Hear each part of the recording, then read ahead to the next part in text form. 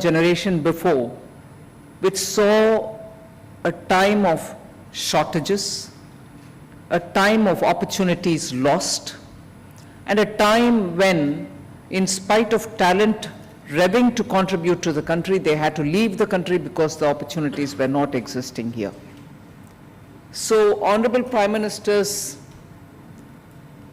clear indication is this goal is not attained for just India to claim a high ground, but it is our duty to provide the future coming generations a better India which gives opportunities for our youth to say, everything lies here, this is my motherland, and I feel proud to be here and contribute it further, rather than say, I'm not sure I'll have anything to do in this country, although I love it, I want to leave it because I need to take care of my family. So it's in a way our duty to provide the future generations a better country of which all of us can be proud, not just nationalistically proud, but also for the inclusive achievements that can be brought in if you look at a developed 2047. And that's the goal. And to have a conclave to talk about it, particularly among industry leaders, is a very important step forward. And I emphasize very important step forward. Because Indian industry, even during the British time, have always aligned with national interest and kept growing even against severe odds posed by the imperial colonial ruler. So if Indian industry has always kept that spirit up and against terrible odds kept moving along a national interest, I can't see how they will be left out in this game of building a developed India by 2047. So it should be natural to India's industry to align itself with India's developmental interests, and after all, industry will be the first contributor as much as the first beneficiary if India becomes developed. So if setting this goal alone is not enough, Prime Minister, setting the goal equally, has also said the different set for himself, the different stages with which he is going to take India towards 2047. Just as we, after 2014, lifted the Indian economy from the 10th place where it was to the 5th place where we are today, Honorable Prime Minister has already very clearly indicated the third term that he is coming in now after this Lok Sabha elections. He will make sure that India will be from the 5th lifted to the 3rd. And thereafter, of course, you're going to have to do a lot more things to take it forward. And in that, the next generation reforms will certainly be top on the agenda. And what do they constitute? I'm not going to list out everything, but my valuable colleague told you about what had happened between 14 and today, the various kind of steps taken, bringing in every sector to have better days in terms of due diligences, compliances, ease of living, so that no business is run under duress or no business is run under the pressure of having to comply with government's regulations and so on. So if that has been the way in which between 2014 and today, several area-specific and generic reforms, systemic reforms have been undertaken. So that trend will continue. So when I say next generation reforms, I'm not going to list out. You in the industry belonging to various sectors will understand what it means. It's not for any other reason, but for want of time, I'm not listing out. But even with that said, I will underline the fact that the reforms will touch on all the factors of production, be it your land, be it your labor, be it your capital. But I'll also add up, other than enterprise, I'll also add up, which may not fit into the traditional definition of what factors of production are, but I will add one more. 21st century probably comes up with one more factor of production, and that is the digital infrastructure. Today, no country can move at a pace in which they would want to achieve developmental goals for their own citizens, can do it or can do it effectively without digital infrastructure. So I would dare to put that as one of the other factor of production in which India, under the leadership of Prime Minister Modi, has shown how investment, public investment, in creating that infrastructure at the bottom, digital infrastructure at the bottom and scaling it up, has given us the proverbial India stack, brick by brick, building it up. Some countries may have a few of the bricks, but may not have the others. Today, during the G20, we saw how countries have really put on table their appreciation of what India has done in terms of spreading the digital public infrastructure, public it is, and therefore want to replicate such an experience, each the way in which they want to do it for their own countries, and replicate that. Because they see the virtue of having infrastructure, digital infrastructure, which helps them to speed up, ramp up, scale up the developmental goals. And that is why, other than your traditional land, labor, and capital along with enterprise, I would dare to put this, because this is your modern day infrastructure, this is your modern day factor of production, without which you're not going to be able to scale up and bridge the gap between those who are still aspiring to develop and move forward. So with all this reforms touching each one of these factors of production, I would still say I'll highlight some areas in which government will push a lot more. And I'm not listing items like EV, obviously EV, but we are looking at space, we are looking at artificial intelligence.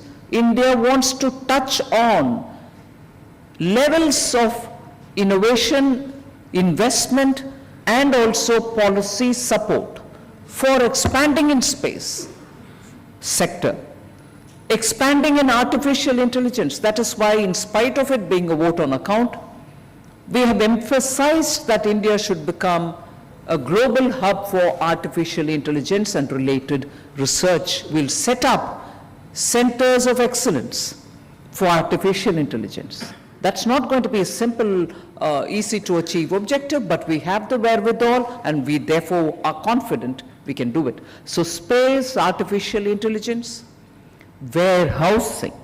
Now when I say warehousing, it's not just the agricultural warehousing at the village, yes, that also. But you can imagine the warehousing needs of this country, to the extent of whether it is your semiconductors or looking at precious metals and their warehousing as well. So space can be artificial intelligence, it can be warehousing, it can be. We are pushing with support, policy support, legislative support, investment support, and bringing people together to work together and see if there are joint ventures possible, investments possible, manpower which is so required with domain specialism possible. So that's one layer that I've just said, but that is not to exclude logistics. India's logistics potential is just not even touched yet, leave alone tapping it to 10%, 20%. We have immense scope in elaborating on logistics. I think a great leap forward technically has been made with the PM Gati Shakti, which gives you the wonderful layers of filters through which you can see where you need to have that investment made to ramp up on logistics. So logistics, agricultural value addition, agriculture better productivity. Agriculture, I don't want to use the mechanization word, but agriculture efficiencies. I'm not against mechanization, But mechanization per se is not the goal. Agriculture productivity is the goal. Agriculture output is the goal. Agriculture value addition is the goal. So logistics, agricultural value addition, efficiency and production. Therefore, if you go in that role, tourism, again an area in which we have not really exploited India's fullest capacity. Every parameter with which if you measure the tourist flow across the world, if you go for the beaches, if Thailand can provide something, India can provide it even better. We have the natural blessings, not just in Goa, across peninsular India. If skiing and snow-based activities, you have it all. If wild trekking, you have it all. High-altitude trekking, you have it all. Culture, temples or monuments, you have it all. Across the country again. Catering, food, cuisines, don't we have it all? And don't we have our own Indian population which is also revving to spend on family vacations? And we have probably as Indians specialized in one more thing, destination weddings. Are we fully exploiting all this?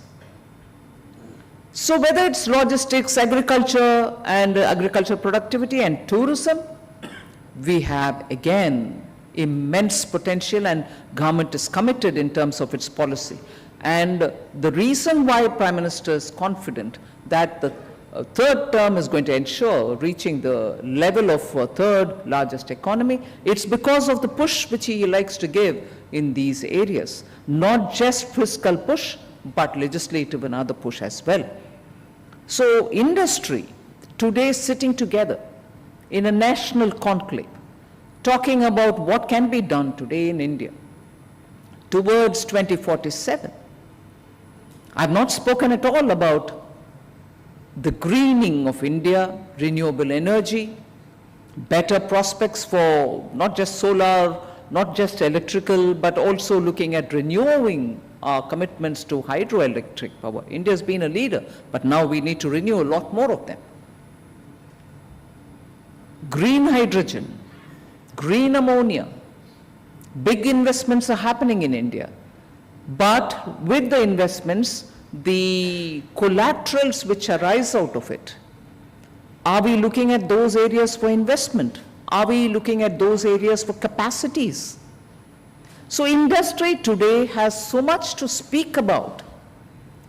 The path that the Prime Minister is laying for ourselves,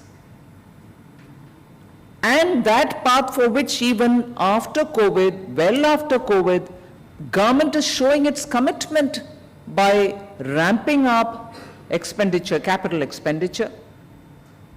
I would appeal to the industry, standing on a FICCI platform.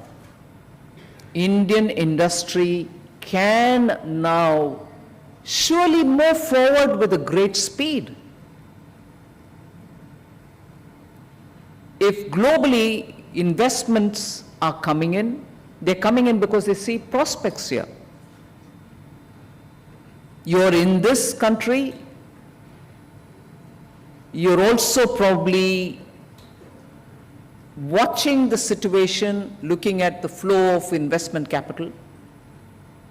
But I think it is time for Indian industry also to join in this game in a big way and look for, if necessary, for technology or any other reason, look for greater joint venture partners around the world for whom India is attractive, and I'm sure it is attractive for you in the first place. So there's just a lot more to say, because we are at a juncture in India's history where it is just all opportunities and it is for us to grab it.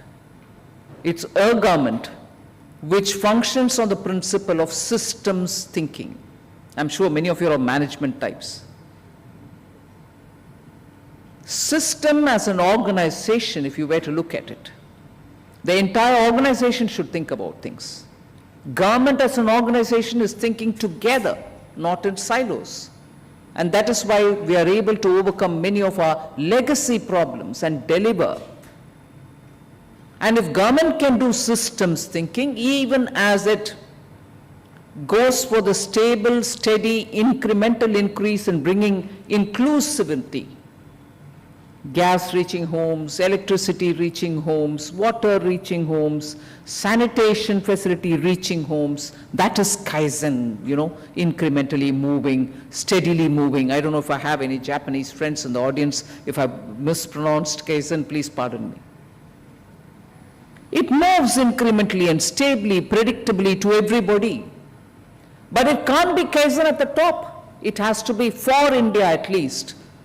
Just ramping up speedily, because you don't have the luxury of time. You've lost nearly 60 years by moving in incremental pace. Incremental it has to be for the individual household. But the country's goal has to be achieved through speeding up on scale and getting to the destination in due time. Our green commitments are in place. I don't want any questions on, does this mean that India is going to lose out on the sustainability race? No, we shall not.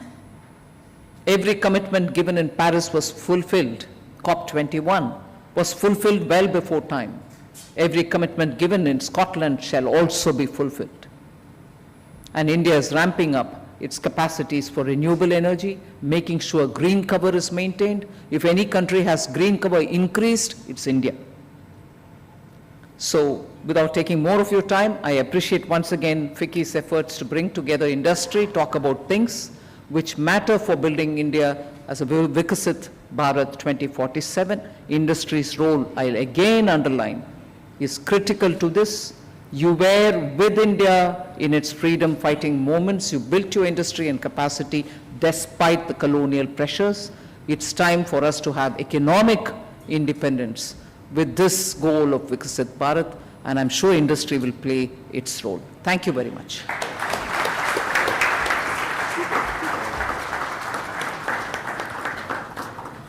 Thank you, Honorable Finance Minister. This is a quick word of thanks, but before that, I'll invite all past presidents and members of the Presidium of FICCI to please come up on stage for a group photograph. We don't want to take too long in the word of thanks. Thank you, Honorable Ministers. Thank you, diplomats, senior business leaders, and all the delegates. We'll quickly wind up with a group photograph. Thank you. Thank you.